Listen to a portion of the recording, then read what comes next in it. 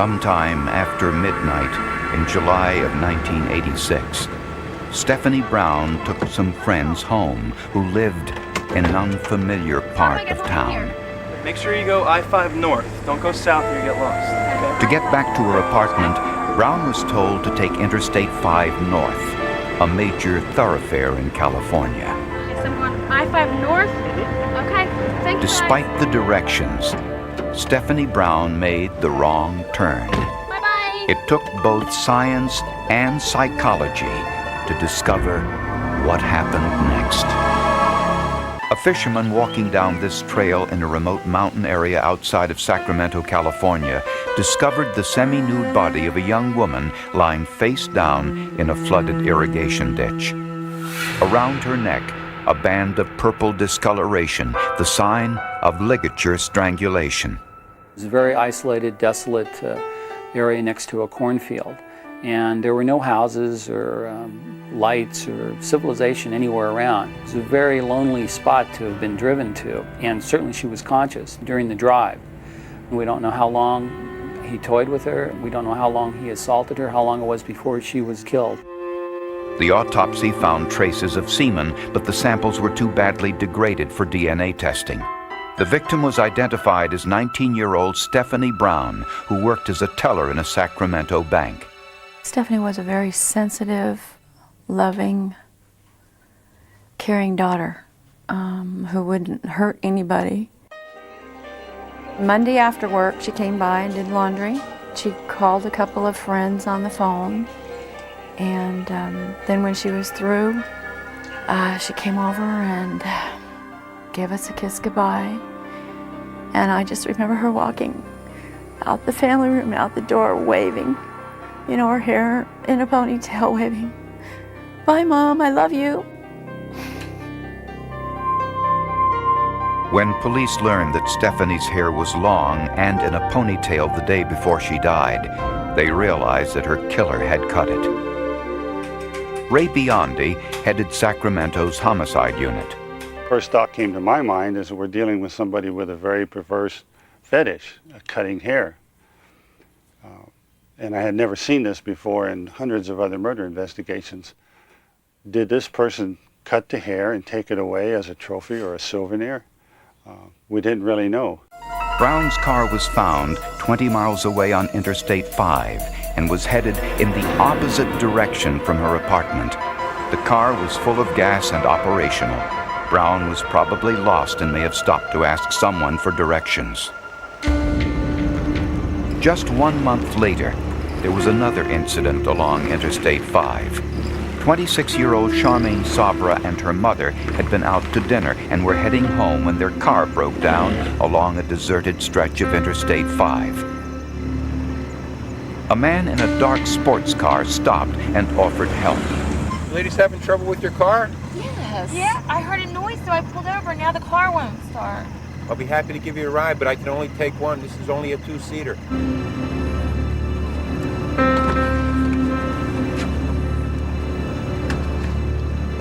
I'll be back as soon as I can. That was the last time her mother saw her.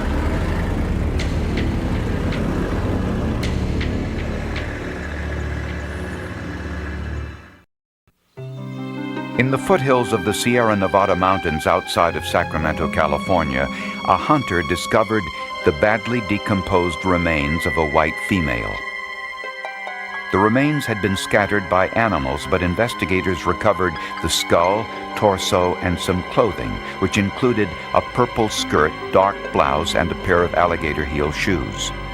The clothes were similar to those worn by Charmaine Sabra, who disappeared without a trace after accepting a ride 3 months earlier on Interstate 5. Dental x-rays confirmed that the remains were those of Charmaine Sabra. The cause of death was strangulation. The side seam from Charmaine's blouse was cut and used as a ligature around her neck, along with a piece of yellow nylon cord.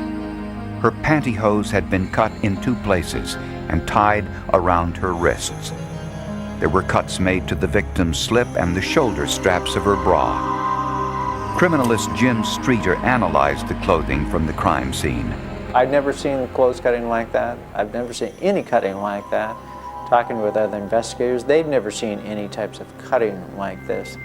Cuttings would be for some function in any other case that we had seen, but in this particular case it was so unusual that it became his calling card. The initial cutting is what he uses to arouse himself initially, sexually, and then enables him to complete and perform the rest of the offense. Like Stephanie Brown, Charmaine Sabra's body was found over 50 miles away from where her car broke down on Interstate 5. Charmaine's mother was not able to provide a detailed description of the driver since she did not see him clearly. All she could say was that he was a white male in his 40s with a large nose and pale skin. It's hard to imagine that he would take Charmaine planning to kill her, knowing that he left her mother as a witness behind. That makes no sense to me. Bruce Henderson described the sophistication of this serial killer in his book, Trace Evidence. He was very good at confounding the police. This killer didn't leave behind easy clues, and he took his victims great distances, and he left clean crime scenes, meaning no fingerprints or anything that could connect him to the crime or to the victim. 2 weeks later, police were called to another homicide 35 miles southeast of Sacramento. She was hogtied with her own tank top, a victim of ligature strangulation, wherein her arms were bent up behind her back, and then the tank top was looped over her neck. Her halter top and socks had been cut in the same non-functional way as the other victims. Dental records identified the remains as 20-year-old Laura Hedick. Don't say.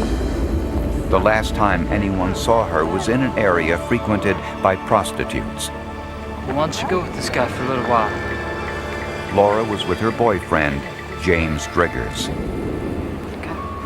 They needed money for drugs, and Driggers told police that Laura agreed to prostitution. Are you dating? Yeah, I know a place to go. Hop in.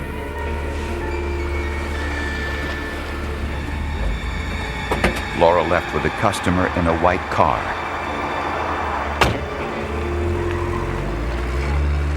Driggers said he never saw her again. But Driggers took a lie detector test and failed. Is it the boyfriend or is it not the boyfriend? The first people you must eliminate are those all around the victim. Police were convinced that the murders were all related. But if Driggers had a hand in his girlfriend's murder, what was his connection to the other victims? A serial murderer was on the loose in Central California, at first abducting women along Interstate 5 and later prowling for prostitutes in downtown Sacramento. Police decoys dressed as prostitutes in an attempt to lure the killer into their trap, and they also posed as motorists in distress along Interstate 5. Despite these efforts, the murders continued. On Sunday, June 21, 1987, in the remote woods of Deer Creek, Amador County, a family on a hiking trip found blood on the trail.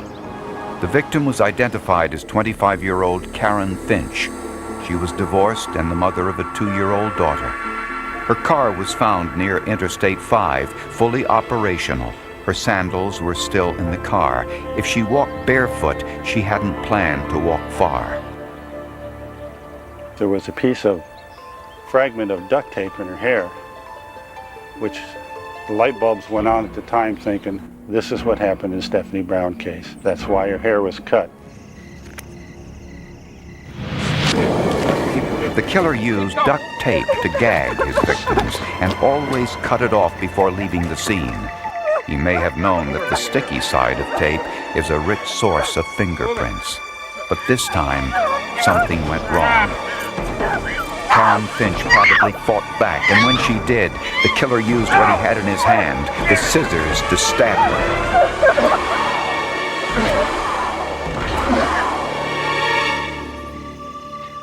The killer left the scene without removing all of the tape. Unfortunately, there were no fingerprints on the piece of tape he left behind.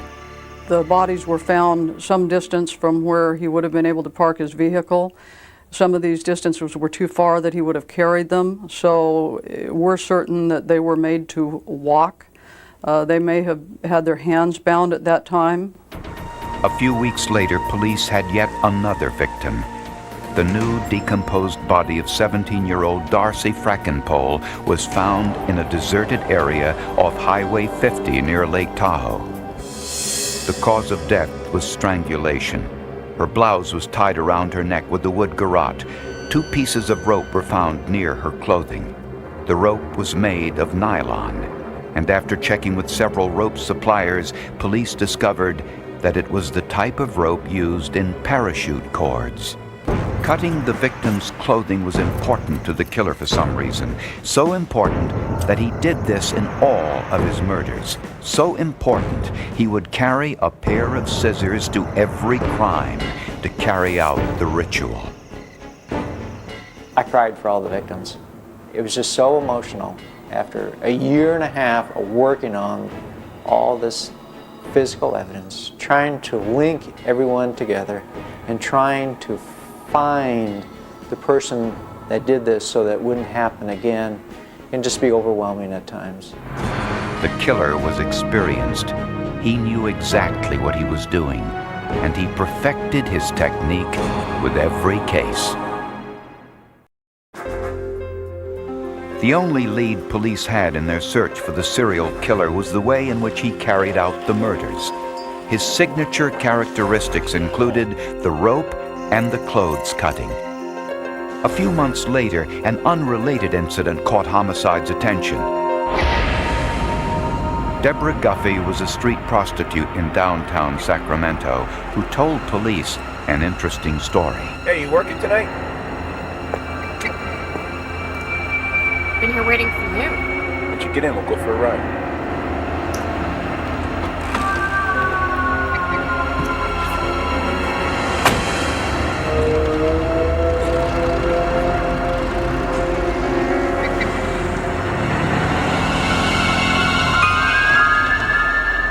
When he parked the car, he turned violent, smashing Guffey's head into the dashboard and tried to handcuff her.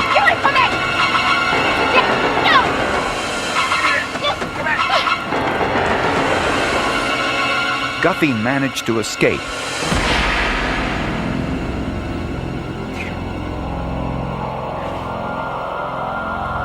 A policeman was driving nearby, saw the altercation, and stopped to investigate.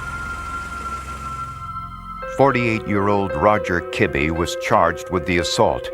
He was the manager of a public storage facility, married, and had a daughter from an earlier marriage. A background check on Roger Kibbe revealed an arrest 30 years earlier, at the age of 15, for stealing women's underwear off their clotheslines and cutting it in a random, non-functional way with a pair of his mother's scissors. Kibbe told police at the time he had a terrible relationship with his mother. Roger Kibbe was also a parachutist, another coincidence, since parachute rope had been found at one of the murder sites. Kibbe's brother was a homicide detective in Nevada. Another coincidence, since police suspected that the killer knew homicide investigative techniques. Roger Kibbe owned 2 different cars.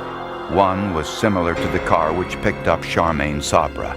In the other, police found some rope with a garrote tied to the ends, a set of handcuffs, and scissors. We knew who our killer was. It was Roger Kibbe. But we lacked the evidence to actually file any murder charges against him. Criminalist Faye Springer is an expert in exchange or trace evidence that can link a suspect or victim to a crime scene. Springer pored over the thousands of hairs, fibers, and other materials found on the victim's clothing. She found 2 carpet fibers on Darcy Frackenpole's dress.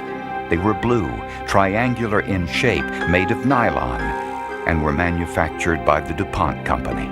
When she compared the fibers to the carpet in Roger Kibbe's automobile, she discovered that they were the same color, size, shape, made of the same polymer, and dyed with the same chemicals. And when Springer looked closer, she saw something else on the fibers. I noticed when I was looking at the fibers microscopically that there were some contaminants on the surface. It was a football-shaped particle that turned out later to be identified as a fungal spore. The same fungal spores were on the fibers from the floor mat of Kibbe's car. The human hair found on one of the victim's dress was microscopically similar to hair taken from Roger Kibbe's inner thigh. When Springer turned her attention to the pantyhose used to tie Charmaine Sobra's wrists, she noticed something which had previously been overlooked. The benefit of being a woman criminalist and working sexual assault type homicides is that we know that when the pantyhose come off, they come off inside out. Men just wouldn't know that unless they actually had pantyhose on. With the pantyhose turned the proper way, Springer discovered several small fibers on the back of the leg area. When Springer compared those fibers to the fibers on the seat of one of Roger Kibbe's automobiles, they were microscopically similar. Finally, Springer analyzed the pieces of rope found in Kibbe's car and in his storage shed. At first glance, it appeared to be identical to the rope found near Darcy Frackenpole's body. Both were made of white nylon, with 6 fibers running through the cord and 32 threads per cord. But Faye Springer noticed something peculiar when she looked at the rope under the microscope. I noticed that there was red paint on the cordage and some black particles. Later, Kay Malsby said that she had some cordage from an assault case that Kibbe was involved in. She brought that out, I looked at it, I noticed the same particles were on that cordage. This was a very strong link to Roger Kibbe and Darcy Frackenpole. But the size of the paint particles was tiny, about 6 microns, which is 6 millionths of a meter. With the scanning electron microscope, scientists performed an elemental analysis of the inorganic compounds of the paint. They found 10 different elements in the paint mixture, common in the chemical formulation of red acrylic paint, but they found 2 additional elements in the paint which were not: sodium and chlorine. These were contaminants in the air when the paint was sprayed near the rope. All 3 pieces of rope had the same red paint and the same contaminants. The rope found near Darcy Frackenpole's body, the rope found in Roger Kibbe's car and in Kibbe's storage shed, all were in the same area when someone was using a can of red acrylic spray paint. The cordage was basically the coup de grace of the People's case. It was extremely unique. Commonality was the red paint stains on each one of these cords at those 3 scenes, which meant Roger Kibbe was at the scenes. I said, he's boxed in, ladies and gentlemen, we're going to bury him, he's guilty. Roger Kibbe was charged with the murder of Darcy Frackenpole. On March 18, 1991, he was found guilty of murder in the 1st degree and was sentenced to 25 years to life. Kibbe still faces the possibility of murder charges in the other deaths. Roger is in prison for only 1 murder. There has to be another trial. These other families need to see some kind of reconciliation in court. The police and prosecution were unaware that Kibbe confessed to his wife shortly after his arrest. And I didn't know that he had murdered anybody until that night the police arranged for me to get in the back seat of a cruiser with him. And he told me that he had killed 5 people. Well, 4. I cried. He cried. I asked him why. But when you're sobbing, I mean, we were sobbing, he said he didn't know.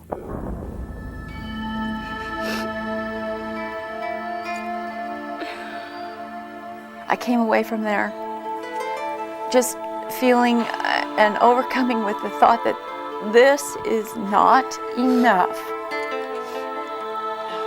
This just is not enough. My daughter is laying there, and so are many, many other girls laying there. And this man, all he can say, what is the big fuss about? I killed a few girls. The horror that Darcy and the fear that Darcy Frankenpool must have felt before going. Stephanie Brown. How frightened she must have been. I'm so sorry. 4-month-old Ryan Stallings had spent an entire weekend vomiting. When he also developed breathing problems, his mother decided to take him to St. Louis Children's Hospital.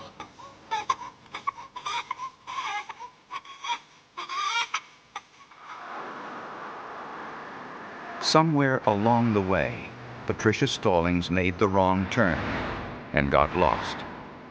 It was a mistake she'll regret for the rest of her life. Patricia and David Stallings had been married for about a year and had recently moved into a home overlooking Lake Wawanoka, just outside of St. Louis, Missouri.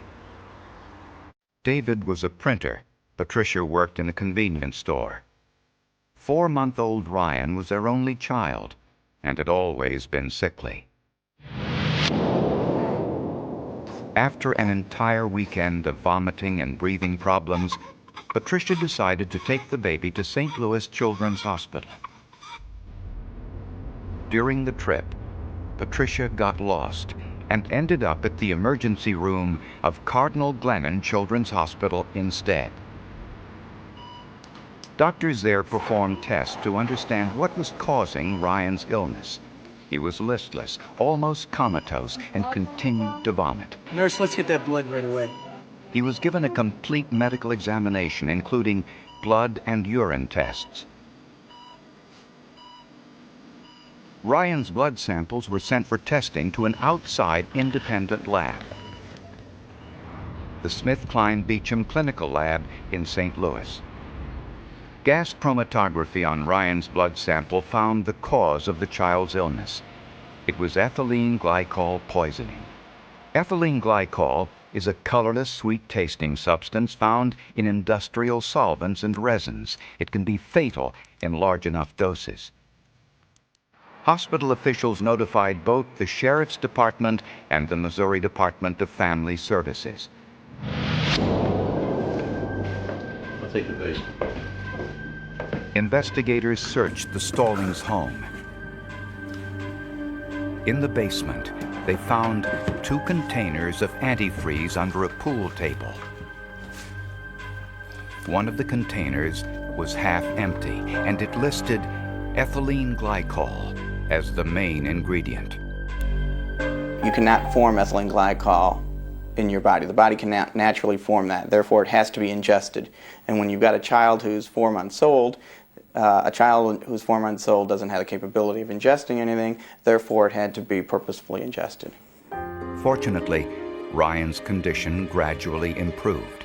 When he was released from the hospital, he was not returned to his parents. Instead, the Department of Family Services placed Ryan in foster care until they completed their investigation. And that investigation revealed some troubling information. They discovered that Patricia Stallings was the mother of another child, a 5-year-old son who was in her sister's custody because of allegations of child abuse. He was born out of wedlock when she was young. Subsequent to his birth, he was taken away from her by the state when they discovered that he was in the first stages of frostbite and malnutrition. Now, Patricia's explanation to me at the time was that, the reason that he was in that state was because she was in a similar state because she didn't have any money and any place to live. While Ryan was in foster care, Patricia was only permitted to visit him once a week under the supervision of the Department of Family Services, or DFS. A few days after her 6th parental visit, Ryan got sick once again and was taken to Cardinal Glennon Children's Hospital. This time, the lab found even higher levels of ethylene glycol in Ryan's blood, 911 milligrams per milliliter of blood serum. Ryan's blood was also sent to the toxicology lab at the University of St. Louis. They performed another test called mass spectrometry that found the same thing, ethylene glycol in Ryan's blood. Although the baby bottle Patricia used to feed Ryan during her supervised visit had been washed and refilled, tests on that bottle found trace amounts of ethylene glycol. And prosecutors learned that the individual assigned to stand guard during Patricia's visit with Ryan inexplicably left the room for a short time against instructions. Prosecutors suspected that Patricia had poisoned Ryan again after the supervisor left the room. We went over in detail, talking to every person that was there in the room, every movement that was in the room, what things were brought into the room. The bottle seized from the visit, again, tested positive for ethylene glycol. Patricia Stallings was arrested and charged with assault. Is that the ethanol drip? Yes, it is. Let's get that in right away. When Ryan was diagnosed with ethylene glycol poisoning, his treatment included both fasting and ethanol given intravenously to counteract the effects of the ethylene glycol. 1 week later, Ryan Stallings died. The charge against Patricia Stallings was now murder. When DJ was just a few weeks old, he had an episode of vomiting, seizures, and breathing problems while in foster care. DJ was rushed to St. Louis Children's Hospital. Ironically, it was the hospital Patricia planned to take Ryan to before she got lost. Doctors diagnosed DJ with a very rare metabolic disorder called methylmalonic acidemia, or MMA, which inhibits the body's ability to process food, especially proteins. It also produces toxins in the blood. To prosecutors, it was a startling development. They wondered if Ryan Stallings might have died of the same disease instead of ethylene glycol poisoning. We went back to square one, met again with all the doctors and said, look, something's not right here. As a matter of fact, released her from custody at that point on a recognizance bond, which is unheard of in a murder case. But the prosecution's medical experts did not believe that Ryan died of MMA. His blood had been tested at 2 independent laboratories. Both found ethylene glycol in Ryan's system, and the autopsy revealed calcium oxalate crystals in Ryan's brain, consistent with ethylene glycol poisoning. Tests on Ryan's baby bottle also found trace amounts of ethylene glycol. Everyone was saying there was ethylene glycol in the body. Tests from different laboratories showed that, and everyone agreed that if there's ethylene glycol in the body, it wasn't MMA that killed the child. So the murder case against Patricia Stallings went to trial. Prosecutors were seeking the death penalty. Despite the genetic illness diagnosed in DJ, Patricia Stallings' defense attorney could not produce one medical expert to testify that it was MMA and not antifreeze poisoning that caused Ryan's death. I put on my witnesses. All of them said ethylene glycol. All of them said it had to be ingested. All the evidence pointed toward Patty Stallings. If somebody fed the baby antifreeze, it must have been her. The jury also heard what Patricia Stallings said to the social worker when informed of Ryan's death. Patricia Stallings was found guilty of murder in the first degree and was sentenced to life in prison without possibility of parole. Her husband David collapsed in shock after hearing the verdict and was rushed to the hospital. She was just devastated. She was very upset. She was crying. We talked for a little while. There wasn't a whole lot of comfort I could offer her at that point. Although the jury had reached its verdict beyond a reasonable doubt, 2 local scientists had doubts of their own. Although Patricia Stallings was found guilty of the poisoning death of her son Ryan with antifreeze, not everyone was convinced. Dr. William Sly and Dr. James Shoemaker wondered whether the lab tests done by their colleagues and by the SmithKline Beecham lab were accurate. It was only when I found out that no one had really thoroughly explored the science behind the ethylene glycol testing that I became convinced that I had to do it myself. First, Dr. Shoemaker turned his attention to the gas chromatography used to test Ryan's blood. In gas chromatography, the sample is vaporized and sent down a tube with an inert gas. Each compound settles in the tube at a different rate, which is called the retention time. Those retention times are then charted on a graph. A reference library of retention times is then consulted in order to identify any compounds found in the blood. Medical experts who testified against Patricia Stallings said that the peak on the graph of Ryan's blood serum appeared at a retention time that matched that of ethylene glycol. Dr. Shoemaker retested Ryan's blood samples and analyzed the retention times. He didn't find ethylene glycol. He found something else. There was a compound that was very highly elevated in the serum, a compound called propionic acid, that comes off very close, but not identically, with ethylene glycol. And he and I speculated that that might be the basis of a misidentification that led to the incorrect diagnosis of ethylene glycol poisoning. Propionic acid is often produced in patients who have MMA, the rare genetic illness diagnosed in Ryan's brother, DJ. The only difference between propionic acid and ethylene glycol is a few carbon atoms. To find out if other labs were capable of misreading propionic acid as ethylene glycol, Dr. Shoemaker sent blood samples spiked with propionic acid to 7 different laboratories. Sure enough, 3 out of the 7 laboratories that we tested came back with positive results for ethylene glycol, when we knew the only thing in those samples was propionic acid. When Dr. Shoemaker examined the graphs shown to the jury during Patricia Stallings' trial, one showing the ethylene glycol found in Ryan's blood, and next to it, a graph of a known sample of ethylene glycol, he discovered a huge mistake. But the tragic thing is that no one bothered to actually superimpose the two like this. And when you look at it very closely and line up the injection point here and the internal standard here, the 2 peaks are actually quite different. And if you move them up here so you can see, they don't come out at the same time at all. The retention times are actually very different.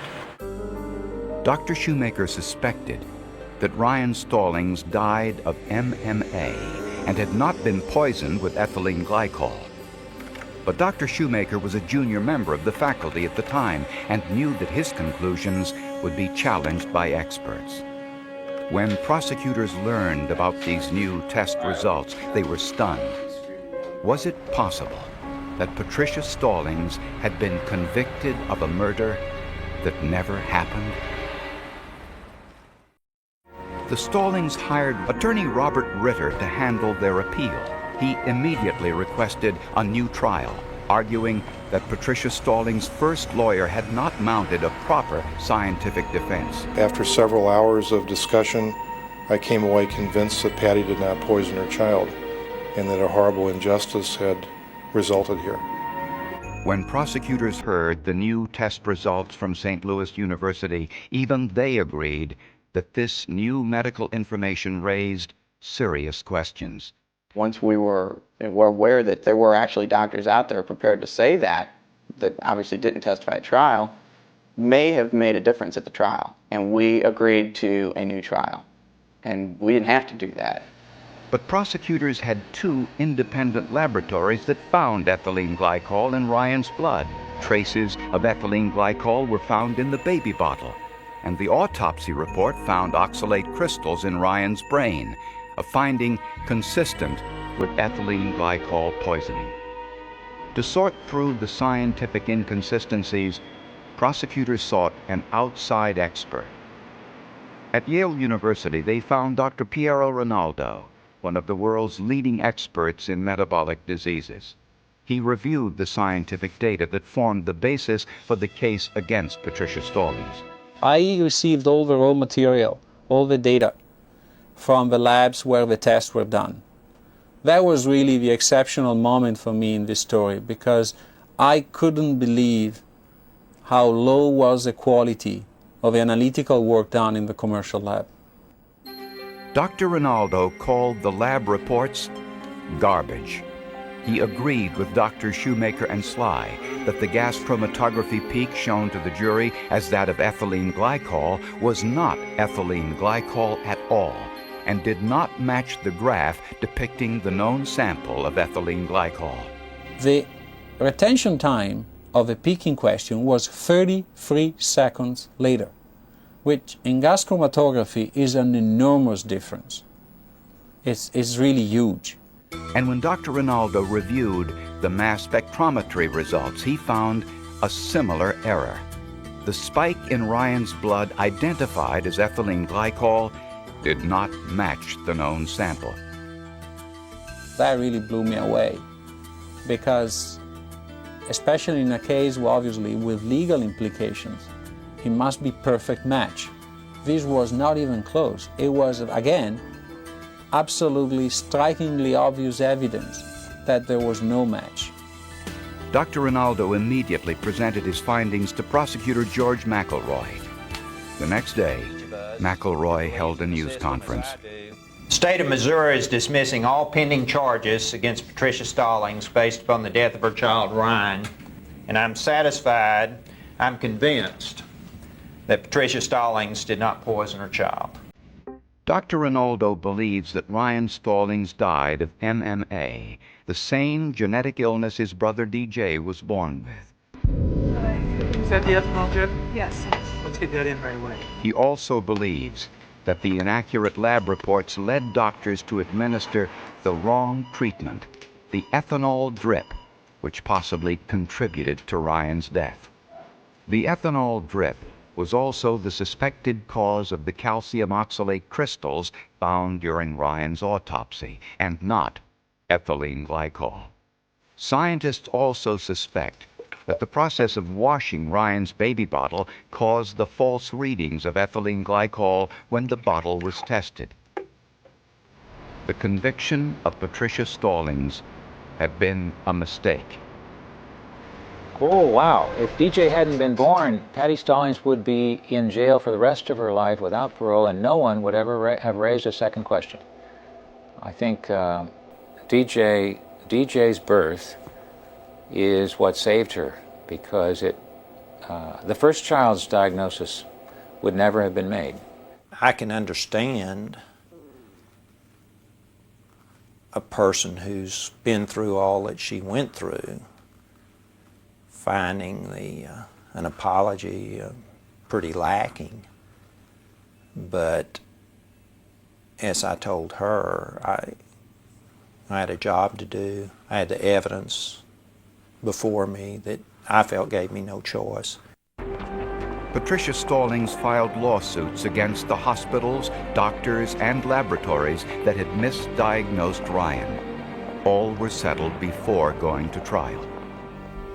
Their son DJ, who by being born with MMA led scientists to the real killer of his brother Ryan, is managing his disease with a special diet and other treatments. It is strange that such a small mistake on paper could make such a huge change in the lives of people. But in this case, you can see that a few millimeters of difference in where a peak appeared on a sheet of paper made all the difference in a woman's life. The science was the strongest evidence and was what ultimately convicted her, but it was also what ultimately freed her. The call comes in just after dawn, the kind of hour when the world feels unfinished, when fog still clings to fields and the radio murmurs low, intimate, almost afraid of its own voice. A dispatcher's words cut through the static. Found unresponsive, rural road, no witnesses.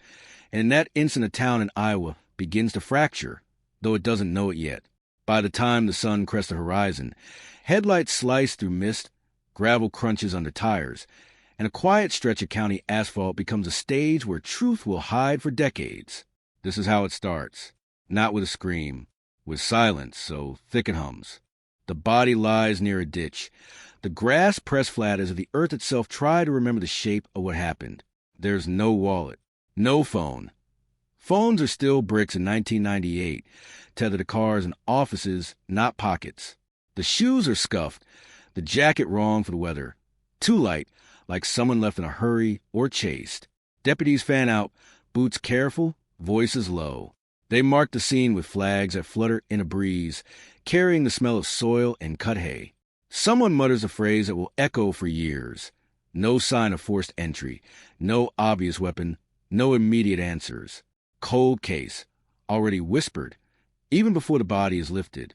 The victim's name spreads slowly, like ink in water. A face emerges from driver's license photos and school yearbooks, from the grocery store where they were known to nod at the cashier, from the bar where a stool stays empty. The town does what towns do. It assembles a story from fragments. They were last seen here. They argue with someone there. They plan to leave, or maybe they plan to stay. Every sentence ends with a question mark. Every rumor hardens into certainty by the time it reaches the end of Main Street. Shock ripples through church basements and kitchens, through late-night diners where coffee grows cold untouched. Parents pull kids closer. Doors lock earlier. Windows feel like eyes. Investigators work the hours like a puzzle they can't see. Tire tracks blur into each other. Footprints lead nowhere. Fibers cling stubbornly to fabric, promising meaning, delivering none. They knock on doors and sit at tables with floral tablecloths, notebooks open, pens poised, asking the same questions until the questions lose their edges. Where were you? Who were you with? Did you hear anything unusual? The answers stack up like mismatched bricks. Solid, useless. Every lead seems to evaporate under daylight. There's a vehicle of interest, described 3 different ways by 3 different witnesses who all swear they're right. There's a figure seen near the road, tall, short, wearing a hat, not wearing a hat. There's a phone call remembered too late, a detail offered too confidently. The case file grows heavy, a physical weight. Pages accumulating, photographs clipped, evidence sealed, and logged with care that borders on reverence. Somewhere inside a paper bag, a swab dries. Somewhere inside a plastic sleeve, a smear catches a light just enough to matter. But in 1998, the future hasn't arrived yet. The science is promising, expensive, slow. Hope exists, but it is cautious, measured in grant applications and lab backlogs. Days pass, then weeks. The road returns to normal. The flags pulled, the grass standing again as if nothing ever pressed it flat. But the absence remains. At the vigil, candles drip wax onto paper cups, and someone's voice cracks while reading a poem about time. Time becomes the enemy. Time erases edges, dulls memories, convinces witnesses they remember more than they do. Time makes people move away. Time makes people die. The case slips from headlines to the bottom of the page, then off the page entirely. It becomes something detectives mention with a sigh, a box on a shelf, a name spoken carefully so it doesn't wake ghosts. Years slide by. Technology leaps ahead in bursts. New machines, new methods, new confidence that the smallest thing can speak the loudest. But budgets tighten. Priorities shift. Fresh cases demand attention with the urgency of blood still wet. The Iowa file waits. It waits through elections and droughts, through the opening and closing of businesses, through marriages and funerals. It waits while community learns to live around a wound that never quite scars over. Every so often the case stirs. An anonymous tip, a letter written in shaky hand, a confession that collapses under scrutiny. Investigators revisit the scene in their minds, retracing steps they could walk blindfolded by now. They pull evidence from storage, the smell of cardboard and dust, the weight of responsibility. They ask the question that haunts every cold case. What did we miss? The answer is always the same and never helpful. Something small, something quiet. something hiding in plain sight.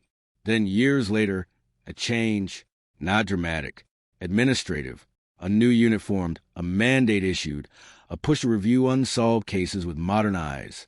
The Iowa file lands on a desk under fluorescent lights that buzz faintly relentless. The detective assigned to it reads everything, every report, every margin note. They notice patterns where others saw noise. They notice an inconsistency that refuses to behave like a coincidence. They notice an evidence log entry that feels heavier than its description suggests. The swab, the smear, the thing that dried in 1998, waiting for a future that finally arrived. Testing is requested. Approved. Delayed. Approved again. The lab hums. Machines translate biology into numbers, numbers into probability. The result is not a name. Not yet. It's a profile, a whisper, a fingerprint made of code. It goes into a database that didn't exist when the road was still marked with flags. Days stretch. Weeks. The detective learns peculiar agony of waiting for an email that could change everything or nothing. When it comes without ceremony. A hit, partial at first. Familial. The twist begins quietly, like a floorboard creaking in a house you thought you knew. The name that surfaces isn't on the suspect list. It never was. It belongs to someone adjacent, someone connected by blood, by chance, by a life that brushed against the victims without ever colliding in the official story. Investigators sit back, stunned, recalibrating. This is not the narrative the town told itself. This is not the villain they imagined. They move carefully now. They know what a misstep can do. They build a bridge from code to person, from probability to proof. They map family trees and timelines. They revisit alibis that once seemed solid, press them gently until hairline fractures appear. They knock on doors again, older now, greeted by faces that recognize the badge with a mix of relief and dread. The past exhales.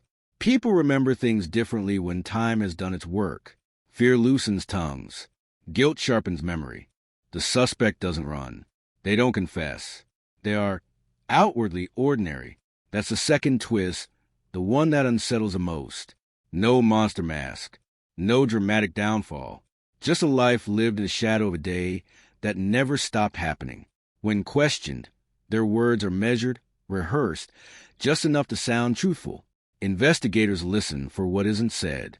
They compare it to the evidence that waited patiently for decades to speak. As the case tightens, the town feels it before it knows it, a vibration under the surface. Old arguments resurface. People who were certain become uncertain. People who were silent begin to talk. The narrative fractures again, but this time there's a spine running through it, a structure built of data and diligence and the stubborn refusal to let silence win. The arrest, when it comes, is both explosive and subdued. Flashing lights on a familiar street, neighbors watching from porches, hands over mouths. A name confirmed that no one saw coming, a twist that forces a reckoning not just with what happened on that road, but with how easily truth can hide behind familiarity. Press conferences follow. Microphones cluster like a metallic bouquet. Officials choose their words carefully. They speak of science, of perseverance, of justice delayed but not denied. They do not speak of the nights investigators lay awake, wondering if the dead feel forgotten. And yet, even as the cuffs click, the case refuses to feel finished. Because solving something doesn't erase it. Because answers can land like blows. Because the community must now reconcile the comfort of closure with the discomfort of recognition. The Iowa road remains. The ditch grows grass every spring. The fog still rolls in at dawn. And somewhere in a box that once gathered dust, a tiny clue hums softly, having finally done its work, leaving behind a question that lingers long after the headlines fade. How many truths are still waiting, patient and quiet, for the future catch-up? The hours after the arrest don't bring peace. They bring noise. Phones vibrate nonstop on kitchen counters, on desks, in squad rooms where coffee has gone cold again. The name spreads faster than the fog ever did, faster than rumors in 1998, faster than anyone can brace for it. People repeat it to make it real, then repeat it again because it doesn't sound right in their mouths. This was a twist no one rehearsed for, the face no one pinned to the corkboard of suspects. The past shifts its weight, and the present stumbles to keep balance. Inside the station, the suspect sits beneath fluorescent lights that flatten everything, even guilt. Hands folded, eyes steady, a posture learned over a lifetime of not standing out. The recording light clicks on, red and unblinking. A tiny sun rising in a room that smells faintly of disinfectant and old paper. Questions begin softly, the way they always do, circling familiar territory, name, address, work history, before drifting closer to the night that never let go. The answers are clean. Too clean. Dates align. Places fit. It's the kind of performance that almost convinces, and that's what makes it dangerous. Investigators know this terrain. They've watched lies with a costume of truth before. They let the suspect talk. Silence does a heavy lifting, stretching seconds into pressure, inviting mistakes. The room holds its breath. Somewhere beyond the walls, reporters set up tripods, rehearse phrasing, prepare to feed a public hungry for certainty. But certainty is a luxury. Inside, the case moves inch by inch, a slow tightening that doesn't announce itself. The DNA doesn't argue. It waits. It sits on the table between them, not as a vial or a graph, but as a fact that refuses to be bargained with. The suspect glances at it once, just once, and something flickers. Irritation, calculation, the briefest hint of fear. It's gone almost before it arrives. But detectives have built careers on moments like that. They mark it. They remember. The timeline comes next. 1998 is reconstructed like a crime scene in miniature. Who called whom? Who drove where? Who said they were asleep? Who said they were working late? Who said nothing at all? The suspect's story has a seam, thin but visible if you know how to look. A gap measured not in hours but in minutes. The kind of gap that feels insignificant until it isn't. The kind of gap that swallows a life. Outside, the town debates itself into knots. Some cling to denial, insist on a mistake, a contamination, a coincidence inflated by technology people don't fully trust.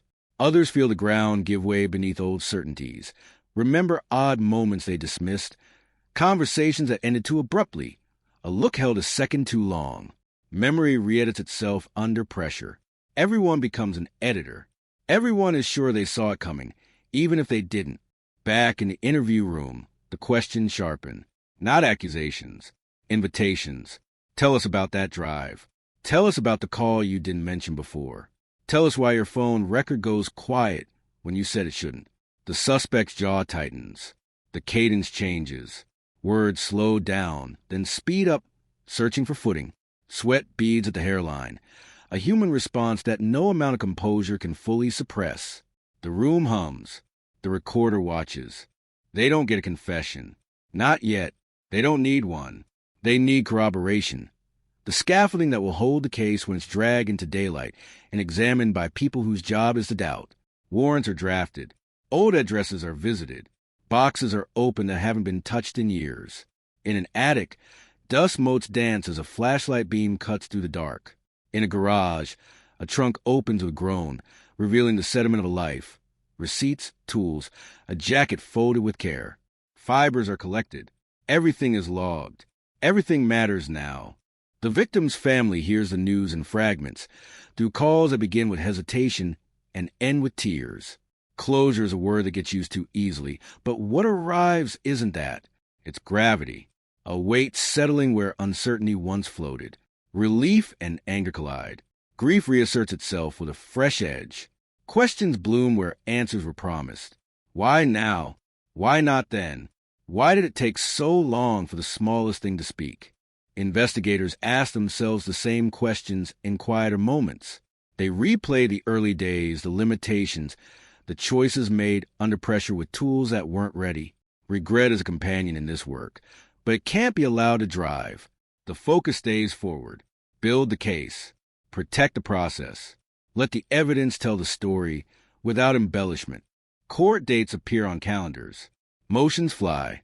Defense strategies crystallize around contamination and coincidence, around the seductive idea that science can be wrong when it threatens the wrong person. Experts are lined up. Lab protocols are dissected. Chain of custody is traced with surgical precision. Every hand that touched the evidence is accounted for. Every room it slept in documented. The case is no longer just about a night in 1998. It's about the integrity of memory and method. As the trial approaches, the town holds its breath again, older now, less naive. People line up outside the courthouse before dawn, clutching coffee and expectation. Inside, the air is different, formal, restrained, charged. The jury watches faces, listens to voices, weighs not just facts but the spaces between them. The prosecution lays out a narrative that feels inevitable only in hindsight, a path illuminated backward by a single, stubborn clue. The defense pushes back, questions everything, does its job with vigor that feels, to some, like cruelty. Witnesses take the stand. Some tremble. Some steel themselves. Some surprise everyone by remembering details they thought were gone forever. An old phone log becomes a Rosetta Stone. A map of roads and times turns abstract numbers into movement, into proximity.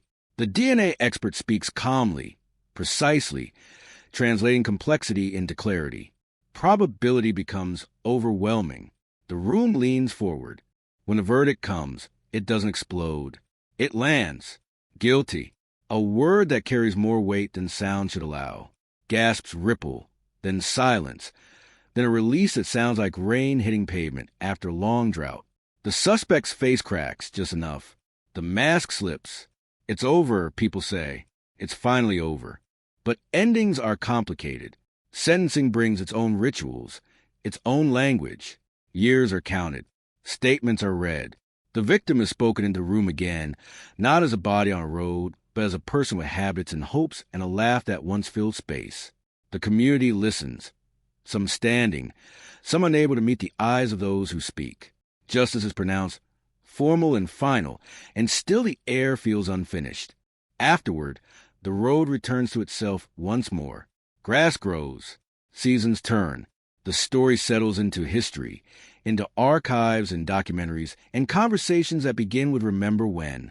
The case becomes a lesson told to new detectives, a reminder to keep everything, to trust that the future might yet have something to say. The tiny clue is no longer tiny. It's monumental. It's proof that silence can be broken, even after decades. And yet, late at night, when the town sleeps and the fog creeps back across the asphalt, there's a sense that something remains unresolved, not legally, not logically, but emotionally. The knowledge that truth waited so long to be heard. The understanding that justice, even when it arrives, cannot rewind time. The echo of a life cut short still moves through the fields, through the memories of those who lived alongside it, a low hum beneath the quiet, reminding anyone who listens closely that the past is never as far away as it pretends to be. Night folds back over the town like a familiar blanket, but it doesn't soothe anymore. It presses. Streetlights glow with a harsher edge, casting long shadows that feel accusatory, as if the ground itself is asking questions. People lie awake replaying headlines in their heads, the words looping until they lose meaning. Cold case, arrest, DNA, twist. Each syllable lands heavier than the last. The truth has arrived, but it hasn't settled. It prowls. In kitchens and living rooms, conversations drift toward the same moment from different angles. Someone remembers a car idling too long near the gas station. Someone else recalls a face at a fundraiser, smiling in a way that now feels rehearsed. These memories aren't evidence, not in a courtroom sense, but they reshape the emotional map. Streets gain new contours. Houses take on new expressions. Familiar becomes suspect, and suspect becomes unbearable. Inside the jail, the man who lived unnoticed now learns what it means to be seen. The clank of doors echoes like punctuation marks at the end of sentences he can no longer revise. He stares at the concrete wall, searching for cracks, patterns, anything that might distract from the weight pressing inward. Lawyers speak of appeals and procedures, but the words slide off. The past is caught up and it has teeth. Investigators, meanwhile, do not celebrate. They inventory. They review. They double-check everything with a rigor that borders on obsession. Every document is reread. Every sample is reweighed. The case is solid, they know that, but knowledge isn't the same as peace. There is a superstition in this work, a belief that complacency invites disaster. So they stay sharp. They stay restless. The evidence room becomes a shrine of sorts, a quiet place where the physical remnants of a tragedy are laid out with care. Each item tells a fragment of a story. Fabric worn thin at the edges, a faded receipt, a scrap of paper that once seemed meaningless. These objects waited patiently, indifferent to time, until someone finally knew how to listen. Now they rest again, their job done, their silence earned. The victim's name surfaces everywhere. It's printed, spoken, whispered. It feels both right and wrong, like calling into a canyon and hearing your own voice come back altered. Friends visit the grave, tracing letters etched into stone, bringing flowers that bend under their own weight. They talk out loud, filling the space with updates and apologies, promises that the story won't fade again. Grief moves differently now, less frantic, more focused, sharpened by the knowledge of who, not just what. Court transcripts circulate among legal minds, parsed line by line. The science holds. The logic holds. Still, there are murmurs, the inevitable chorus of doubt that accompanies any resolution built on something as invisible as genetic code. It's too neat, some say, too convenient. But neatness doesn't erase complexity. It only organizes it. The chaos is still there, threaded through every testimony, every sleepless night. As weeks pass, the media cycle turns its attention elsewhere, chasing the next rupture, the next unsolved mystery. But for those left behind, the case doesn't recede. It integrates. It becomes part of the town's identity, a scar that tells a story without needing words. Children hear fragments at dinner tables. Teenagers dare each other to drive past a spot where everything changed. The road remembers. It always does. There are moments when the enormity of it all hits without warning. A detective pauses a stoplight, hands gripping the wheel, suddenly overwhelmed by the idea that a single overlooked detail can delay justice for decades. A family member opens an old photo album and feels the past rush in, vivid and merciless. Time compresses. 1998 is not distant. It's adjacent. The man in custody files paperwork with steady hands, his signature looping across forms that decide the shape of his remaining years. He tells himself stories to survive, about unfairness, about bad luck, about a system that waited too long to be trusted. But in the quiet moments, when excuses thin out, there's only the echo of that night, persistent and unyielding. Memory does not grant parole. The town exhales, slowly, unevenly. There's relief, yes, but it's braided with something darker. The awareness that resolution does not equal repair. The mystery is gone, replaced by a reality that demands to be lived with. People adjust. They always do. Yet beneath the routines, beneath the familiar rhythms, a low current hums. A reminder that the smallest thing can carry the loudest truth, and that silence, once broken, never quite closes again. Morning comes with an uneasy clarity, the kind that sharpens rather than softens. Sunlight spills across storefront windows and school parking lots, illuminating a town trying to behave like itself again. Coffee brews, doors open, engines turn over. Yet every ordinary sound seems louder, more deliberate, as if routine itself is under interrogation. The case is no longer a rumor, no longer a theory.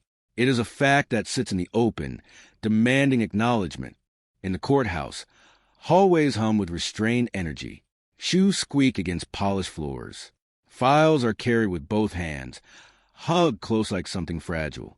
Prosecutors move in straight lines, eyes forward, their expressions a practiced balance between confidence and gravity. They know the narrative will be challenged, not with emotion, but with precision. Every sentence must hold. Every claim must anchor itself to proof that cannot drift. Defense attorneys sharpen a different blade. They question the years. They question the chain of custody. They question the science, not because it failed, but because it evolved. Words like contamination and protocol are raised carefully, like smoke meant to obscure a clear view. This is the dance now, a choreography rehearsed in countless courtrooms, where truth advances in measured steps and doubt tries to cut in. Witnesses wait in rooms that smell faintly of disinfectant and old paper. Some haven't spoken about that year in decades. When they do, their voices sound surprised by their own steadiness. Memory, it turns out, is not a static thing. It has weather. It erodes. It floods. Yet certain details remain stubbornly intact. A sound, a color, the way the air felt before everything changed. Those details surface now, unexpected and vivid. Outside, reporters gather, microphones angled like compass needles toward the courthouse doors. They trade notes, adjust earpieces, rehearse stand-ups. The story has layers, and they know it. They talk about the twist, the reveal, the technology that turned a whisper into a verdict. But behind the sound bites, there is an awareness that no headline can fully capture the cost of waiting this long for an answer. In quiet offices, lab technicians revisit the process that cracked the case. They walk through it again, step by step, as if retracing a path through the dark. A sample preserved against odds. A database expanded by time and policy. A match that emerged not with a bang, but with a calm notification on a screen. It's almost anticlimactic in retrospect, which makes it all the more profound. Justice didn't arrive dramatically. It arrived correctly. The victim's family navigates a new landscape. There are interviews they agree to and others they decline. There are moments of strength followed by sudden exhaustion. Closure is a word people use around them, but it feels too smooth, too finished. What they feel is something else, an alignment, perhaps a sense that the story now is an ending, even if the pain doesn't obey narrative rules. The accused sits through proceedings with a posture that suggests endurance rather than defiance. He listens as timelines are reconstructed, as places are named, as decisions made in the dark are dragged into fluorescent light. Each detail narrows the space for denial. Each pause stretches longer than the last. The room holds its breath, again and again. At night, the town returns to its quieter self, but the silence has changed texture. It's less haunted, more reflective. Porch lights glow. A dog barks somewhere down the block. People stand in doorways a moment longer than usual, looking out at streets they've known all their lives, streets that now feel newly revealed. The past has been folded into the present, and there is no separating them. Somewhere between relief and reckoning, a realization settles in. This case did not end when the truth was found. It began again, reshaped by understanding. The twist no one saw coming was never just about who did it. It was about when the world finally learned how to listen, how patience and persistence can outlast silence, how even the smallest trace can carry a story all the way home. The fifth day of testimony opens with a stillness that feels engineered, like the quiet before controlled demolition. Everyone in the room understands that what comes next will not explode outward but inward, collapsing assumptions that have stood for more than 2 decades. The judge enters. Chairs scrape. The air tightens. A single phrase echoes in the minds of everyone present. This is the point of no return. The prosecution begins not with spectacle, but with sequence. Dates, times, distances. A map projected onto the wall becomes a living thing. Veins of highways and county roads pulsing with meaning.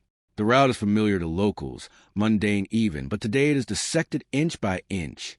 This road at dusk, that intersection after midnight. The margin of error between what was claimed and what could be proven shrinks until it disappears entirely. A forensic analyst takes a stand, voice calm, almost clinical. She speaks in terms of probabilities, of markers and loci, of statistical certainty, so high it feels impersonal. Yet the implications land with emotional force. The evidence does not accuse. It identifies. It does not speculate. It confirms. Each sentence removes another rung from the ladder of alternative explanations. The defense pushes back, not loudly, but persistently. Questions circle the same points from different angles. Was the sample degraded? Could it have been transferred? Might it have been misinterpreted under older standards? The analyst answers without defensiveness.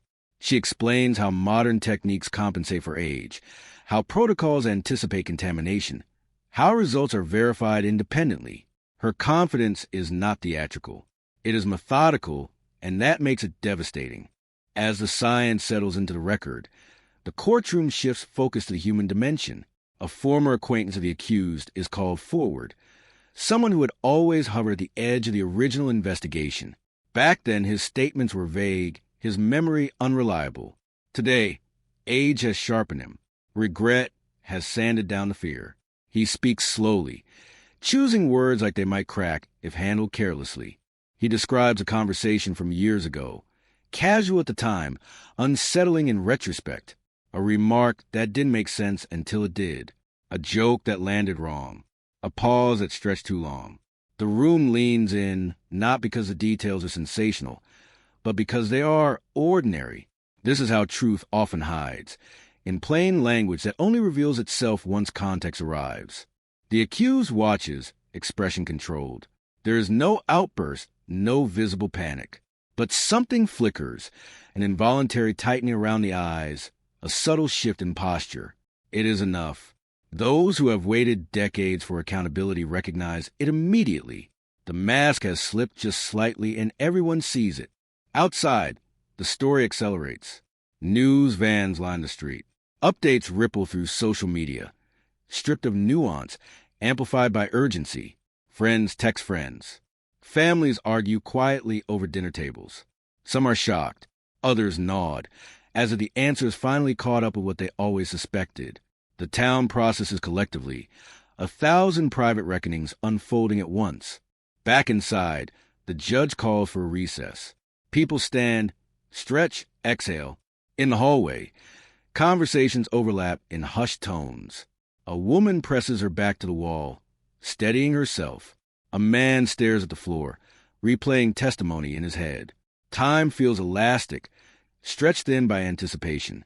When proceedings resume, the prosecution delivers a narrative that is no longer theoretical. It is assembled, complete. Motive is suggested, not shouted. Opportunity is demonstrated, not assumed. Behavior after the fact is examined with a careful eye.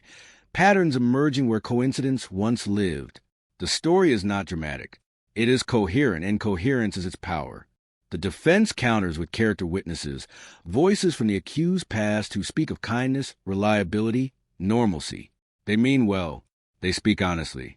And yet their words float oddly in the room, disconnected from the evidence now anchored in fact. The contrast is stark. Personality versus proof. Memory versus measurement. As evening approaches, the courtroom empties again. The judge adjourns for the day. People file out into a sky bruised with clouds, the light dimming fast. Conversations continue in low murmurs, but the tone has changed. The mystery that once dominated every discussion is gone. In its place is something heavier, more sobering. Accountability. That night, the town does not sleep easily. Televisions glow late into the dark. Phones buzz on nightstands. People lie awake, staring at ceilings, realizing that the past is finally caught up with the present. The twist no one saw coming was never hidden in shadows. It was waiting in the margins, patient, persistent, until the moment arrived when it could no longer be ignored. Morning breaks without ceremony, gray light spilling over the courthouse steps like it has done every day for decades, indifferent to what history is unfolding inside. By the time the doors open, a line has already formed. Some faces are familiar. People have shown up every day since the trial began. Others are new, drawn in by headlines that grew sharper overnight. Cold case cracked. Twist revealed. No one saw this coming. The words linger in the air, heavy, unfinished. Inside, the courtroom feels smaller now, as if the walls have moved inward. The weight of what has already been said presses down on every bench, every desk. The accused is escorted in, posture rigid, eyes forward. There is no acknowledgement of the crowd, no glance toward the gallery. Control has become a strategy, perhaps the last one left. The prosecution opens the day by returning to the timeline, but this time they slow it down, painfully so. Every minute is examined, every gap illuminated.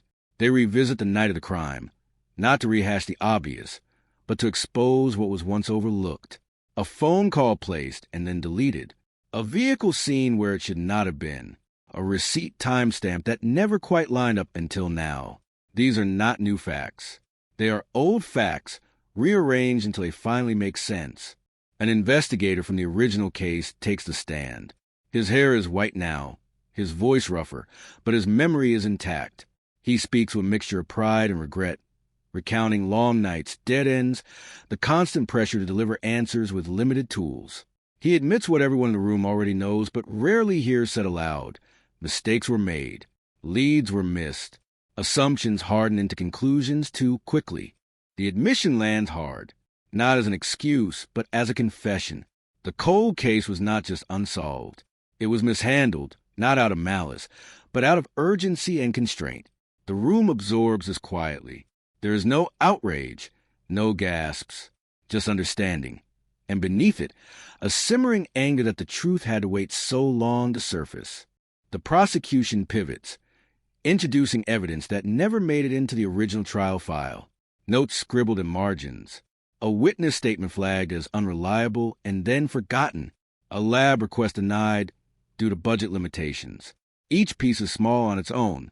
Together, they form a shadow narrative, one that ran parallel to the official story but was never allowed to merge with it. The defense rises, visibly unsettled. Objections come faster now, sharper. They argue relevance. They argue prejudice. They argue that hindsight is being weaponized. The judge listens and overrules again and again. The past, it seems, has earned its right to speak. A forensic psychologist is called next. She does not diagnose. She contextualizes. She explains how stress, fear, and self-preservation shape behavior after a crime, how people compartmentalize, how lies are not always elaborate but often simple omissions. Her testimony is not accusatory, but it fills the room with an uncomfortable clarity. The behaviors described sound familiar, too familiar. Eyes drift, almost involuntarily, toward the accused. He remains still, but the tension is visible now, etched into the lines of his face. The performance of composure is beginning to crack, not dramatically, but in ways that feel irreversible. During a brief recess, the gallery hums with restrained conversation. Some people step outside for air. Others stay seated, staring at nothing. A woman wipes her eyes, not from shock, but from relief. The waiting, the not knowing, the decades of unanswered questions. Something is finally giving way. When court resumes, the prosecution introduces one final thread. Behavior after crime that once seemed insignificant. A sudden move. A relationship abruptly ended. A habit quietly abandoned. At the time, it was dismissed as coincidence. Today, it is reframed as response. Not proof on its own, but context. And context, in this case, is everything. The defense attempts to reclaim ground, calling their own expert to challenge interpretations, to remind the jury that certainty is dangerous. The argument is sound in theory. In practice, it struggles to stand against the accumulation of detail, now etched into the record. Doubt, once expansive, has narrowed to a thin corridor with no exits. As the day draws to a close, the judge addresses the jury directly, reminding them of their responsibility, their duty to weigh evidence without emotion. It is a necessary instruction, but an impossible one. Emotion has been part of this case since the beginning, woven into every silence, every delay, every lost year. Outside, dusk settles again, heavy and unresolved. The crowd disperses slowly, conversations trailing off into the parking lot. No one knows how this will end. Not yet. But everyone feels it now, deep and undeniable. The case is no longer frozen in time. It is moving and there is no stopping it. Night comes down hard after the courthouse lights go dark, and the town feels like it's holding its breath. Porch lights flick on one by one. Television screens glow behind curtains, and everywhere the same images replay on loop. The same still frame. The same words crawling across the bottom of the screen. Cold case. Breakthrough. Twist. The story that once belonged to dusty files and forgotten memories now lives in the present tense, and nobody can escape it. By morning, the pressure has doubled. The jury files in quieter than before, their faces drawn, eyes heavier. Whatever sleep they got was thin. You can feel it in the room, that sense that everyone crossed a line overnight, from curiosity into consequence. This is no longer about what happened back then. This is about what happens next. The prosecution wastes no time. They stand and bring out something the courtroom hasn't seen yet, something that never surfaced during the early days of the investigation, because no one knew to look for it. A personal notebook, not a diary, not a confession, just pages, lists, dates, times, mundane on the surface, devastating underneath, the kind of object that hides in plain sight for years because it doesn't look like evidence, until it does. An analyst explains how the handwriting was authenticated, how ink aging places it firmly in the late 90s. The defense listens closely now, pen frozen above paper. One page is enlarged on the screen. A date jumps out. The date, the night, everything changed. Next to it, a single line. A location that was never publicly released. A detail only investigators knew. A detail the accused was never supposed to have. The courtroom stiffens. This is different. This isn't interpretation. This isn't theory. This is knowledge without explanation. The prosecution lets the silence stretch before speaking again, letting the implications sink in slowly, cruelly. How does someone write down a location they were never told about? How does that information exist outside the official record? The defense objects, voice raised, urgency bleeding through. They argue contamination. They argue coincidence. They argue that memory is unreliable. The judge allows the argument, but the damage is already done. You can see it in the jury's posture. Back straighter, eyes sharper. Something has clicked into place. A former co-worker is called next, someone who knew the accused casually, unremarkably. The kind of witness no one pays attention to at first. He testifies about an offhand comment made weeks after the crime, a joke that landed wrong, a sentence that didn't make sense at the time. He remembers it now because it never sat right, because it replayed in his head for years without context. Now, suddenly, it has won. The words echo in the room, stripped of humor, exposed. The defense tries to discredit him, pointing out the delay, the fading memory. But memory doesn't always fade evenly. Sometimes it hardens. Sometimes the strange things stay sharp because they never belonged. The prosecution leans into motive next, not the simplistic kind, but the slow burn kind. Resentment, fear of exposure, the quiet panic that builds when someone thinks their carefully constructed life is about to collapse. They paint a picture not of a monster, but of a person cornered by their own choices, a person who believed they could control the narrative forever. The accused shifts now, just slightly. A foot moves, a hand tightens. It's subtle, but in a room trained to read detail, it's loud. The mask is slipping, not through words, but through tension, through the effort it takes to remain still when the story being told is too close. After lunch, the courtroom hears from a digital forensics expert. Technology that didn't exist in 1998 is now reaching backward, illuminating patterns no one could see at the time. Old data recovered from obsolete systems, location markers, usage logs, ghosts in the machine. The expert explains it clinically, methodically, as if unaware that each sentence is tightening a noose. The defense's cross-examination is aggressive now, bordering on desperate. They attack the reliability of recovered data, the margins of error, the assumptions. But certainty doesn't come from one piece. It comes from convergence, from multiple independent lines pointing to the same truth. And that truth is beginning to feel unavoidable. As the afternoon wears on, fatigue sets in, not boredom. Wait, this is the exhaustion that comes from carrying something too long. From watching a past you thought was set to reopen itself in front of you. The jury listens, but their expressions have changed. The questions are no longer, did this happen? They are, how did this take so long? When the judge finally adjourns for the day, no one moves right away. It's as if standing up too quickly might break something fragile. Outside, reporters wait, microphones ready, questions loaded. But inside the courthouse, there's only quiet reckoning. Because tonight, for the first time in nearly 3 decades, the mystery feels small. Not gone, not finished, but contained. And that is terrifying. The night after the 7th day of testimony doesn't bring rest. It brings noise. The low hum of anxiety that settles into the walls of the town like static. Phones buzz past midnight. News alerts stack up. Old neighbors who haven't spoken in years suddenly find reasons to check in. The case has crossed a threshold. It's no longer a question mark. It's a mirror, and everyone is seeing reflections they don't like. Morning breaks gray and heavy. Rain threatens but never quite falls, hanging in the air like a held breath.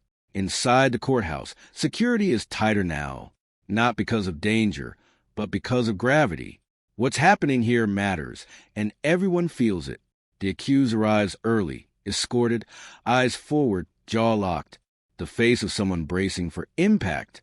The prosecution opens with a move that feels almost cruel in its simplicity. They call a retired investigator, one of the original officers from 1998. He walks slower now, hair white, hands unsteady. But his voice doesn't waver when he talks about the night it began, about the call that came in just after midnight, about the smell in the air, about the feeling that something was wrong before he even stepped out of the car. He talks about mistakes, not defensively, honestly, about leads that went nowhere, about evidence that seemed insignificant at the time, about the pressure to move fast, to give answers when none existed. The courtroom listens differently to this kind of testimony. This is an accusation, it's confession, and it reframes everything. He explains how certain details were kept deliberately quiet, not to hide them, but to protect the integrity of the case. Locations, timelines, specific injuries, facts known only to the killer and law enforcement, facts that, decades later, appear written in a notebook that shouldn't exist. The implication hangs in the air, heavy and unavoidable. The defense tries to spin this as institutional failure, as proof that the case was mishandled from the start. But the strategy backfires, because what the jury hears instead is persistence, years of not knowing, years of unanswered questions, and now, finally, a convergence of truth. Next comes a forensic psychologist, not to diagnose, not to sensationalize, but to explain behavior, how people compartmentalize, how guilt doesn't always look like guilt, how some individuals function normally, even successfully, while carrying something catastrophic beneath the surface. The expert speaks in calm, measured tones, but every word lands like a quiet indictment. The accused watches her closely, too closely. The jury notices. Everyone notices. She talks about delayed justice, about how time doesn't erase culpability. It just changes the shape of it, how the mind adapts to secrets, builds routines around them, convinces itself that silence equals safety, until something breaks, until a witness speaks, until a piece of DNA refuses to stay buried. When court breaks for lunch, the hallway buzzes with murmurs. Strangers exchange looks of recognition. This isn't entertainment anymore. It's reckoning for the victim's family, for the investigators, for the town that learned to live with an unanswered question. The afternoon session brings the most emotionally charged testimony yet. A family member takes the stand, not to accuse, not to dramatize, just to remember. They talk about the last phone call, the last ordinary moment before everything fractured. Their voice cracks only once, briefly, and then steadies. The jury leans in, not out of obligation, but out of shared humanity. The defense objects to relevance. The judge overrules. Because relevance isn't just about facts. It's about impact, about what was taken, about why this matters. As the witness steps down, the courtroom feels smaller, tighter, like the walls have moved in. The accused stares straight ahead, expression unreadable, but something has shifted. The stillness is no longer composed. It's strained. The prosecution rests for the day with a reminder, not a speech. They simply display a timeline. 1998 to now, a straight line across the screen, and beneath it moments, missed chances, silent years, and finally, the break, the twist no one saw coming. When court adjourns, the rain finally falls. Hard, relentless, washing the steps, the streets, the air, but nothing feels clean. Not yet, because tomorrow the defense begins its case, and whatever they bring, it will have to fight against a truth that is no longer hiding. The rain doesn't stop overnight. It drums against rooftops, streaks down courthouse windows, turns streets into reflective ribbons that mirror flashing headlines and anxious faces.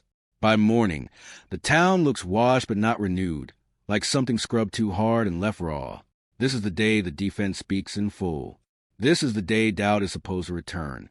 Inside the courtroom, the mood shifts the moment the defense attorney rises. His tone is softer than the prosecution's, deliberately so. He doesn't challenge the tragedy.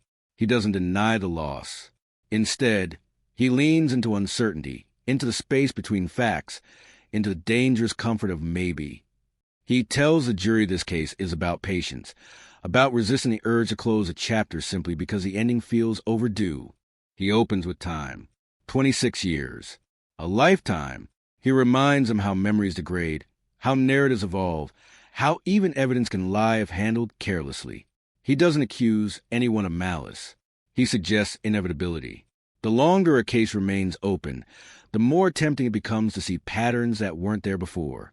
The first offense witness is an expert in forensic contamination, methodical, precise, almost clinical to the point of detachment. She talks about storage conditions in the late 90s, about protocols that were evolving, not standardized, about evidence rooms that lack climate control. She raises a possibility that the DNA sample, the cornerstone of the prosecution's case, could have been compromised, not fabricated, not planted, simply altered by time. The jury listens carefully. This is the first real attempt to pull the ground out from under the narrative that has been building all week. The prosecution takes notes. The accused sits taller now, as if oxygen is returned to the room. But then the cross-examination begins. The prosecutor doesn't argue hypotheticals. He asks specifics, temperatures, handling logs, chain of custody signatures, dates, times, names. The expert answers honestly, and in doing so, limits her own argument. Yes, contamination is possible, but no, there is no evidence occurred here. No gaps, no anomalies, no unexplained transfers. The defense has planted a seed, but it struggles to take root. Next, they call a character witness, a longtime colleague of the accused, someone who worked beside him for years, who shared lunches, inside jokes, routine frustrations. He describes a man who was dependable, kind, unremarkable in the best possible way, someone who showed up early and stayed late, someone who helped when asked and didn't seek attention for it. It's effective. Humanity always is. But when the prosecution cross-examines, the tone sharpens.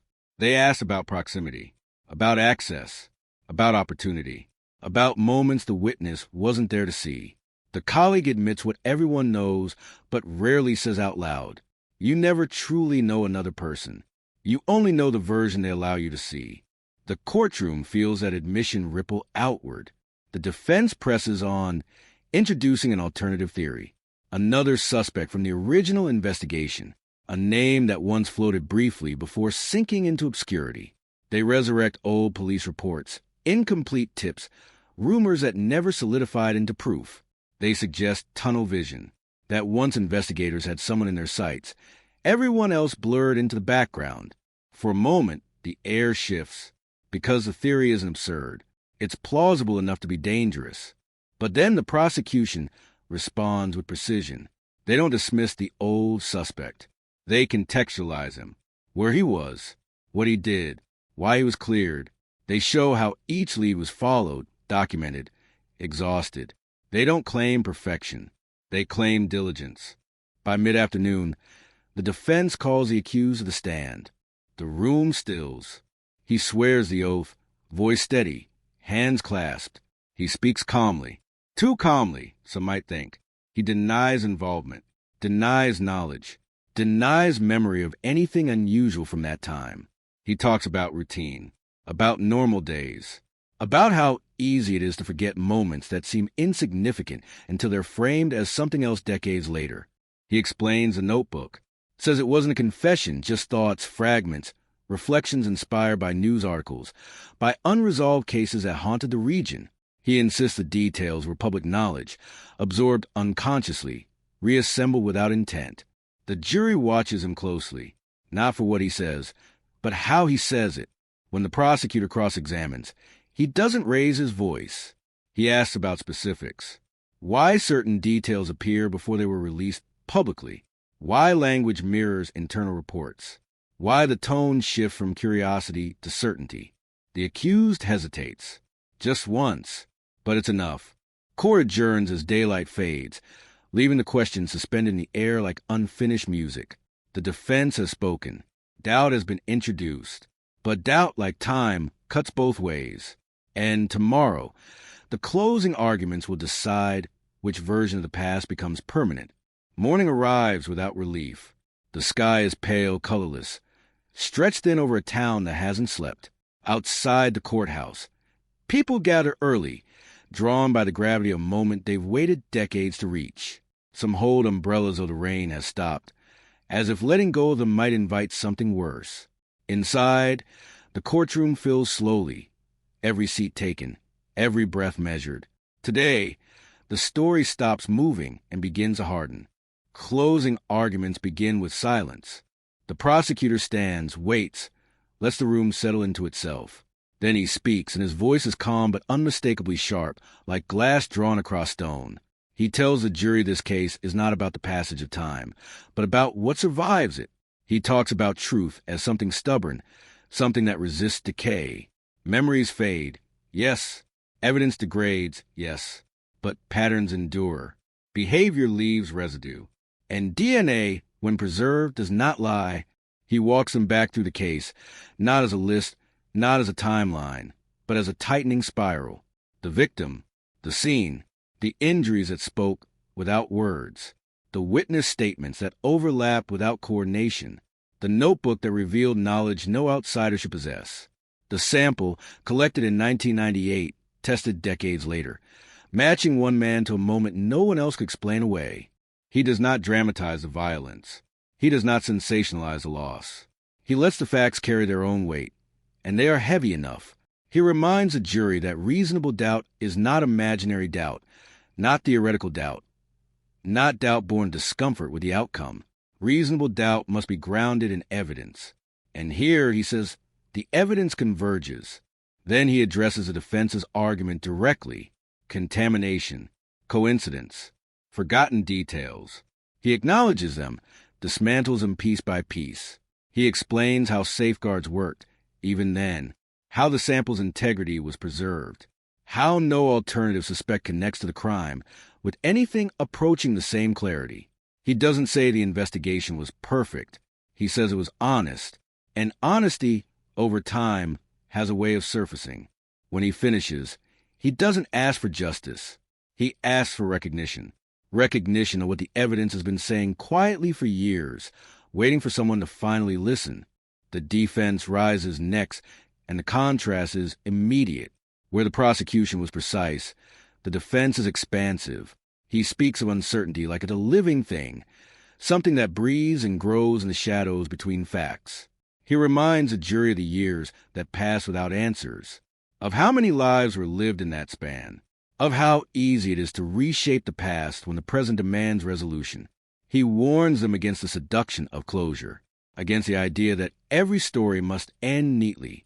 He asks them to consider the danger of trusting modern interpretations of old evidence, of reading intention into fragments. He says the notebook is ambiguous. That DNA, while powerful, is not a narrative on its own. That science explains contact, not context. He talks about the accused as a man frozen in time by an accusation that arrived too late to defend against properly. Witnesses gone, alibis eroded, records lost. He suggests the case is less about what happened in 1998 and more about what the community needs to believe now. And then he asks the question that lingers long after his voice fades. Is certainty possible here? Or is this a story we're telling ourselves because we're tired of waiting? The judge instructs the jury carefully on burden, on doubt, on the weight of evidence. The words are formal practice, but their impact is anything but. With a final nod, the jury files out, leaving behind a room that feels suddenly hollow. The wait begins. Hours pass. Outside, reporters pace. Families sit together, not speaking. The accused stares at the floor, hands folded, as if still holding on to the possibility that time might intervene one last time. Inside the jury room, discussions unfold behind closed doors, voices rising and falling, evidence laid out again, questions repeated, answers tested. No one knows how long it will take. That uncertainty is the final cruelty of a long case. The truth may be close now, but it still refuses to announce itself. As evening approaches, the bailiff reappears. The jury has reached a verdict. The room fills again, faster this time. Everyone stands. The accused looks straight ahead, expression unreadable. The victim's family grips each other's hands, bracing for an impact they rehearse in their minds 1,000 different ways. The foreperson rises. The paper trembles slightly. The judge asks the question that has waited 26 years to be answered, and the room holds its breath. The word lands like a blunt object. Guilty, not shouted, not emphasized, simply spoken into the stillness, and yet it moves through the room with force, rippling across faces, shoulders, spines. For a moment, no one reacts. The sound seems unreal, like it belongs in another room, another case, another year. Then reality catches up. The victim's family exhales as one, a sound halfway between relief and grief, a release that carries decades inside it. Some close their eyes. Some stare straight ahead, tears falling without warning or restraint. Justice does not arrive cleanly. It arrives heavy, uneven, leaving marks where it touches. Across the room, the defendant's shoulders slump just slightly, as if something vital has finally been removed. His jaw tightens. His eyes flicker, not toward the jury, not toward the judge, but inward, as though replaying every decision that led him here. There is no outburst, no collapse, just a quiet, devastating stillness. The judge thanks the jury for their service, his voice steady, procedural. He reminds them of the weight of what they have done, of the seriousness of their duty, and then releases them back into a world that will never fully understand what they've carried into that room. As they file out, some avoid eye contact. Others glance briefly at the family, at the accused, carrying their own private reckonings with them. Sentencing is scheduled for a later date, but the verdict has already changed everything. Outside the courthouse, microphones appear instantly, lights flick on, questions spill into the air. Reporters speak of closure, of justice delayed but delivered. Headlines form in real time. Cold case solved. DNA cracks decades-old mystery. Community stunned. Inside, the family remains seated, as if standing might undo the moment. One of them reaches for a photograph, worn thin from years of handling. A face frozen in youth, impossibility. They do not smile. This is not celebration. This is an ending that comes too late to feel whole. The accused is led away, hands cuffed, footsteps echoing down the corridor. He passes through doors that close behind him with finality. For years, he lived just outside the frame of suspicion, a shadow adjacent to the crime, but never fully illuminated. Now the light has caught him, and there is no place left to step into. In the days that follow, the story expands beyond the courtroom. Analysts dissect the evidence. Experts discuss the DNA, the technology that made the match possible after so long. They speak of advancements, of databases, of the future of cold case investigations. But beneath the technical language is something simpler, more unsettling, a reminder that the past is not finished with us. That time does not erase truth. It only hides it. The town reacts in fragments. Some express relief, others disbelief. There are those who knew the accused, who shared meals, exchanged greetings, never imagining this outcome. They replay conversations, searching for missed signs, for moments that now feel ominous in hindsight. Trust becomes a fragile thing, easily cracked by the realization that certainty is often an illusion. For investigators, the verdict brings a strange mix of satisfaction and sobriety. They review the case one last time, closing files that have followed them for years. Some are retired now. Some never thought they'd see this day. They speak quietly about persistence, about instincts that refuse to die, about the importance of preserving even the smallest detail. They know how close this case came to being lost forever. And yet, even with conviction, questions linger. Why did it take so long? What moments were missed? What could have changed if the technology had arrived sooner? If the right person had looked at the right piece of evidence at the right time? These questions do not accuse. They haunt. They drift through conversations, through editorials, through private thoughts late at night. The victim's absence is still present everywhere, in empty chairs, in uncelebrated milestones, in the quiet knowledge that no verdict can restore what was taken. Justice, in this form, is not a cure. It is an acknowledgement, a recognition that what happened mattered, that it was seen, that it was not forgotten. As the news cycle moves on, as other stories claim the spotlight, this one settles into memory, reshaped by resolution but still edged with loss. A case once defined by silence now speaks clearly, but its voice carries echoes that will not fade. And somewhere between relief and sorrow, between answers and unanswered questions, the community learns a final, unsettling truth. Some mysteries do end, but their shadows remain. The courthouse empties, but the case does not. It follows people home, settles into living rooms, rides along in cars with the radio turned low, waits in the quiet before sleep. Resolution does not shut a door. It opens a new one, and behind it is a different kind of noise. The sound of memory adjusting to a truth it never expected to hear spoken aloud. In the days after the verdict, the town slows down, not because life has stopped, but because everyone is recalibrating. Familiar streets feel altered, as if the pavement itself absorbed the shock. The house where the accused once lived becomes a landmark no one wants to look at for too long. Curtains are drawn. Mail piles up. Neighbors pass by with eyes forward, unwilling to imagine what was hidden behind ordinary walls.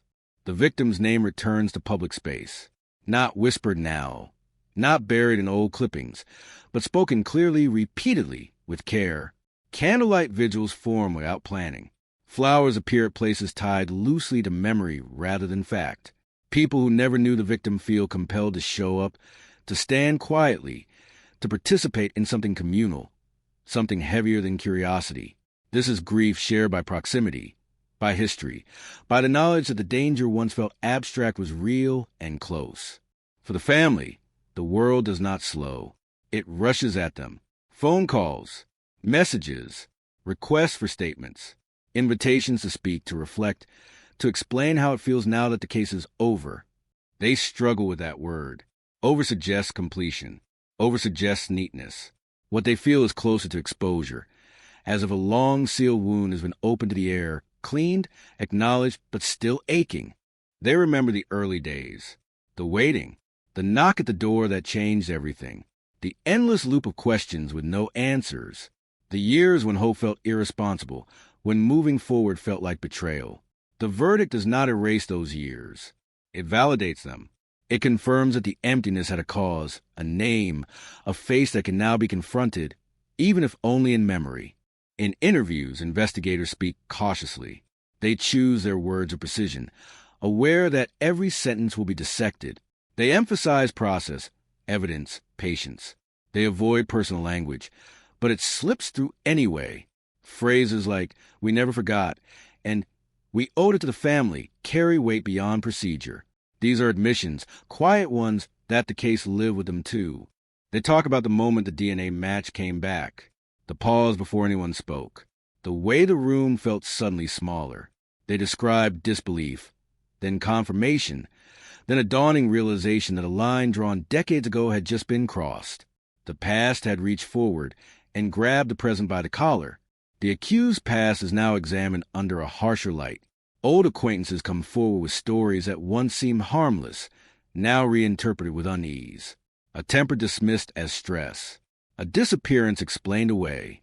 A comment that lingered uncomfortably but never found a place to land. Hindsight sharpens everything. It turns background noise into warning bells. But there are no monsters here, no caricatures. Just a person who lived, worked, blended in. That is the most unsettling part. The case does not end with a dramatic unmasking. It ends with recognition. The understanding that violence does not always announce itself. Sometimes it waits. Sometimes it hides behind routine. As sentencing approaches, tension builds again. This is not a formality. This is consequence. The courtroom fills once more. Quieter this time, more focused. The families sit in their familiar places. The defendant stands again, older now, visibly worn by the weight of exposure. The judge listens. Statements are read. Words that have been rehearsed for years finally find air. The victim's family speaks of absence, of birthdays missed, of holidays that feel incomplete. They do not ask for revenge. They ask for acknowledgement, for the record to reflect the magnitude of what was taken. Their voices tremble but do not break. They have carried this too long to drop it now. The defendant is given a chance to speak. The room holds its breath. What comes out is brief, controlled, carefully constructed. There is no apology that satisfies, no explanation that clarifies, just a statement that lands flat, absorbed by the walls without echo. It changes nothing. The sentence is handed down. The number of years is read aloud, measured, deliberate. It is enough to ensure that freedom will never be fully reclaimed. It is not enough to balance the scales. Nothing could be. The gavel falls, and with it, another chapter closes. Outside, the air feels different. Lighter, maybe, or heavier. It's hard to tell. Justice does not have a consistent temperature. Some feel relief immediately. Others feel hollow. A few feel anger they didn't expect. Anger that waited patiently for permission to exist. The media moves on gradually, but the story lingers in long-form pieces, in documentaries, in quiet conversations between people who followed the case for years.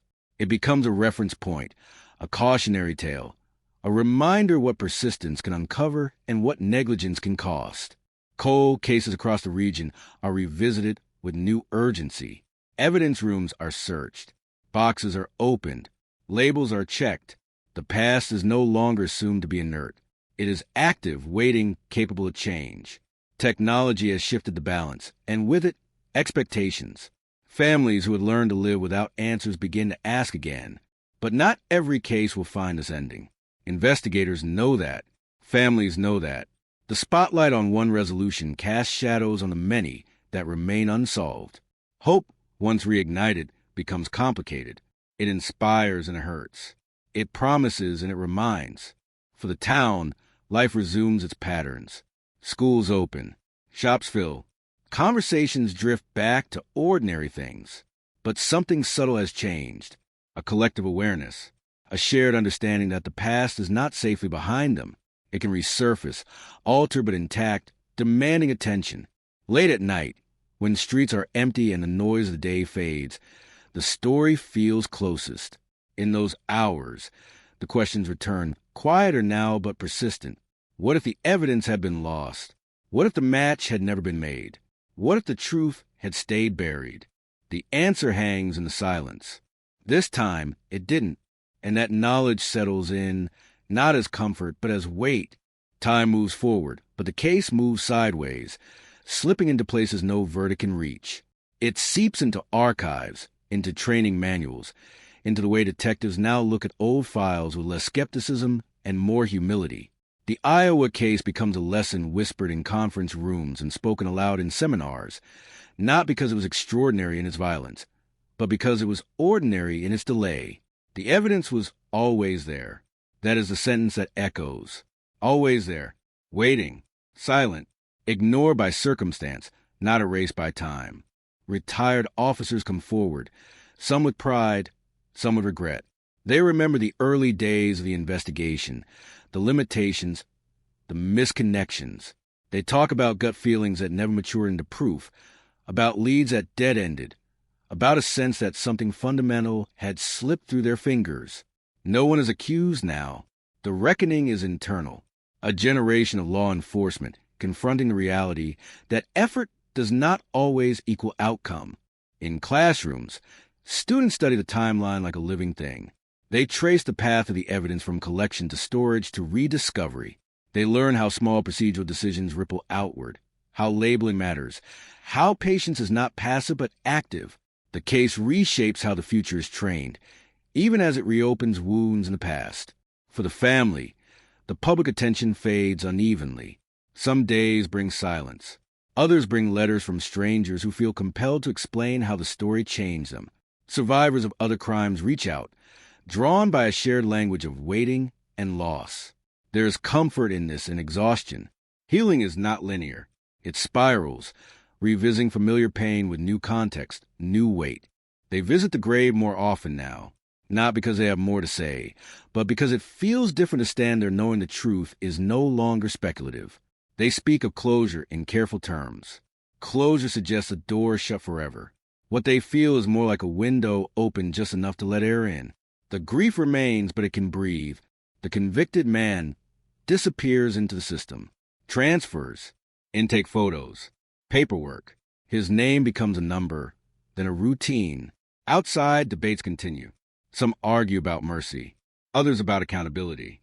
The internet dissects every detail, every expression captured in court. Armchair analysts construct theories, alternate timelines, imagine motives. The noise is loud, but distant from those who lived it. What remains closest is memory, the way the victim laughed, the sound of their footsteps. The ordinary moments now elevated by absence. Justice does not restore these things. It acknowledges them. It writes them into record, into permanence, into something that cannot be dismissed or forgotten again. Years pass. The case is referenced less often, but it does not vanish. It becomes one of those stories that resurfaces when another cold case breaks open, when another forgotten sample finds its voice. Each time, it reminds people that silence is not the same as innocence, that time does not dilute truth. It only delays it.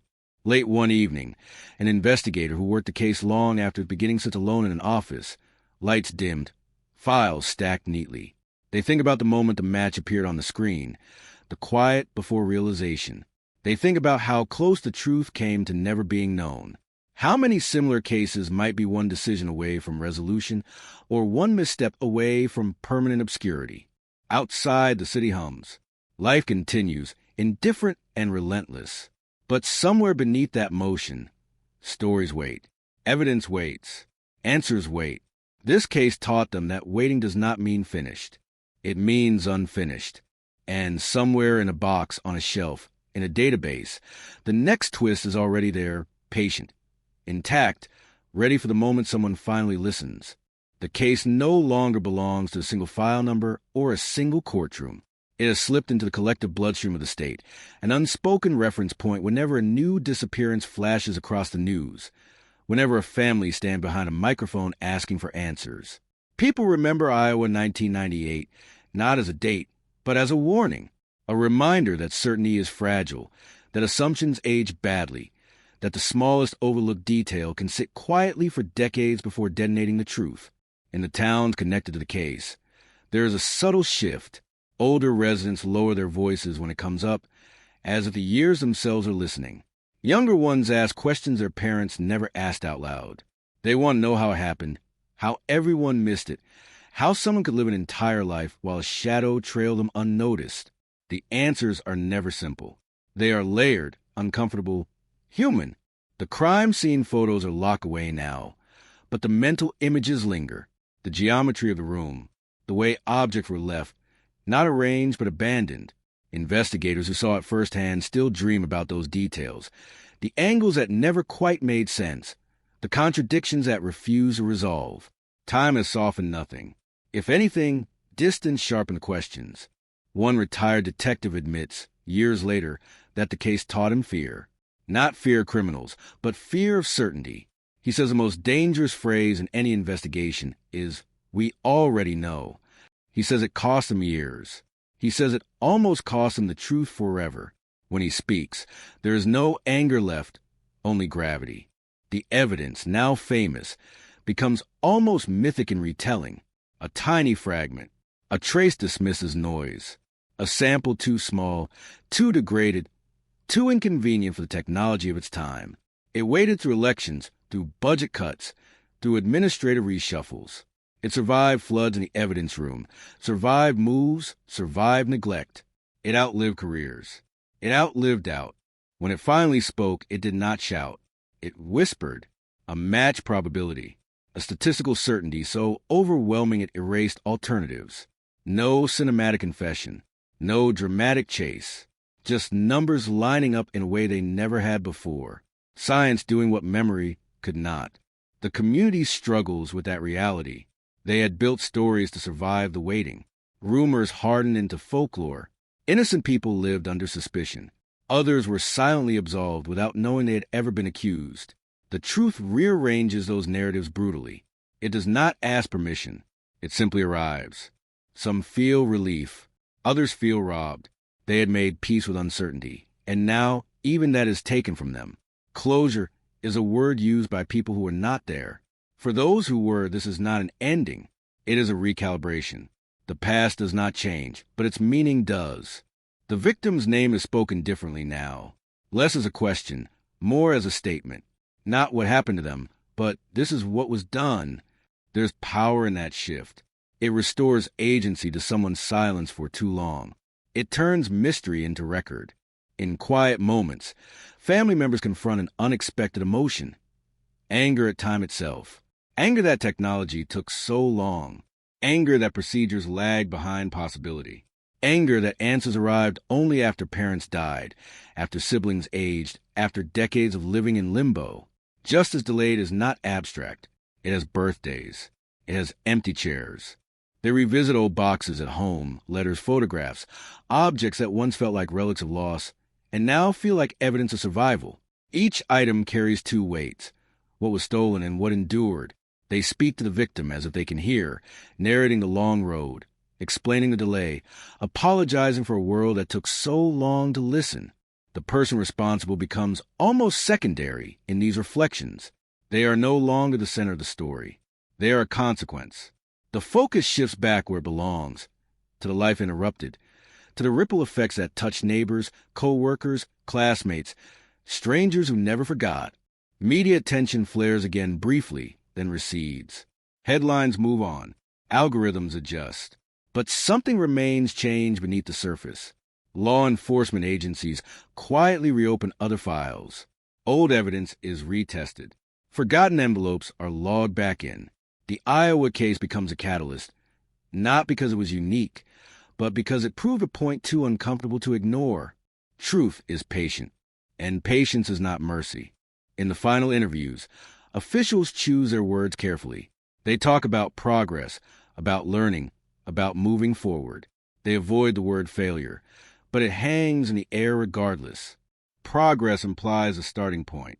This case forces everyone to acknowledge how far back that start truly was. The courtroom empties. The transcripts are filed. Appeals are anticipated, prepared for, expected. The legal process continues its slow, grinding march, but the emotional verdict has already been delivered. The community has absorbed it, reshaped itself around it, incorporated it into its identity. On anniversaries, candles still appear. Not because the case is unsolved, but because remembrance is not dependent on mystery. People gather, sometimes silently, sometimes speaking names aloud. The atmosphere is different now, less searching, more solemn, a shared understanding that knowing does not erase pain. It simply gives it context. Late at night, in homes across the state, people lie awake thinking about the years that passed unnoticed. They imagine other truths waiting in darkness, other answers trapped behind outdated assumptions. The case has done something irreversible. It has made waiting dangerous. It has made certainty suspect. It has taught a generation that the past is not fixed, only unfinished. And as the lights go out in offices and evidence rooms, as databases hum quietly through the night, the lesson remains heavy and undeniable. The truth does not disappear. It waits, sometimes for decades. Sometimes just long enough to break everything wide open. The final way the case settles not with gavel strike, not with a sentence read aloud, but in the quiet after the noise fades, when the microphones are unplugged and the cameras turn away, when the people who carried this story for decades are left alone with what remains. This is where the real ending lives, not on paper, not in databases. In the silence, the truth, once revealed, does not roar. It exhales. It moves through the state like a cold front, subtle but undeniable, changing the pressure in every room it enters. Conversations pause. Old assumptions crack. People realize that for years they were standing on a fault line without knowing it, and now it has shifted. For the family, there is no triumph. There is no celebration. Only a strange, disorienting calm, the kind that follows a long storm when the air feels wrong, because chaos has been replaced by clarity. They have answers now, but answers are not a cure. They are a reckoning. They force memory to reorganize itself, to align grief with fact instead of speculation. They replay the years, the phone calls that never came, the leads that felt promising and died quietly, the moments when hope felt foolish, but refusing hope felt worse. Every decision re-examined under the harsh light of hindsight. Every birthday, every holiday, every empty space suddenly connected to a single brutal through line. The person responsible is no longer an abstraction. They are a reality with a name, a history, a face that now looks smaller than the shadow it cast. The myth collapses under scrutiny. There is no grand villainy, no cinematic evil, just a human being who made a choice and lived inside its echo while others paid the price. That ordinariness is what unsettles people most. The state closes the file. Administratively, it is done, a box checked, a system satisfied. But systems do not dream. Systems do not remember. People do. And people carry this case forward, not as a mystery anymore, but as a warning etched into collective memory. Investigators who stayed long enough to see the truth emerge speak about it differently now. They talk about humility, about listening to evidence instead of narratives, about the danger of believing a case is finished simply because it has gone quiet. They know this one will follow them for the rest of their lives, not as a failure, but as a scar that taught them how deep time can cut. Somewhere, a young investigator opens an old file for the first time, inspired by what happened here. They handle the paper carefully. They read with suspicion, with curiosity, with a refusal to accept the margins as empty. This is how legacies actually form. Quietly, indirectly, one reopened question at a time. The community continues on. Stores open. Schools fill. Seasons turn. Life asserts itself, indifferent but persistent. Yet the story remains embedded in the place, woven into conversations, into cautionary tales, into the way people look twice at what they once ignored. The case becomes part of the town's internal geography, a landmark not marked on any map. On the final anniversary before the case is officially archived, someone leaves flowers. No cameras, no press, just a simple gesture placed where memory still feels heavy. The wind moves through them. Time keeps going. It always does. What lingers is not the shock, not the twist, not the headlines that once screamed answers no one saw coming. What lingers is the understanding that truth is fragile when neglected, but relentless when given time. That silence is not emptiness. That waiting does not mean forgetting. The Iowa case ends not with resolution, but with responsibility.